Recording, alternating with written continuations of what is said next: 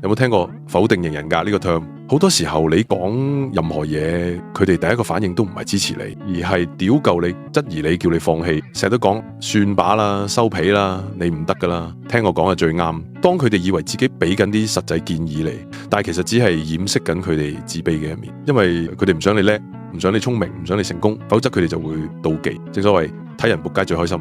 但你問心，呢班人有幾多時候真心有幫過你嘅？佢哋所謂嘅否定到底係幫你理性分析緊個市場局面，定係純粹想發泄自己情緒呢？你要記住，你身邊係應該要有任何絆腳石。你想成功，就一定要創造一個合適自己嘅環境。呢種否定型人格，成日怨天怨地，永遠都係怪東怪西，毫無自我反省能力。佢哋過嘅生活亦唔係特別精彩，亦唔係特別高質。咁到底你仲黐埋佢哋做咩？但係如果睇緊片嘅你就係呢種人，咁唔該。請你學識謙虛嘅重要性。你越係中意批評他人，你要知道自己其實內心係會越唔快樂，亦唔會得到平靜。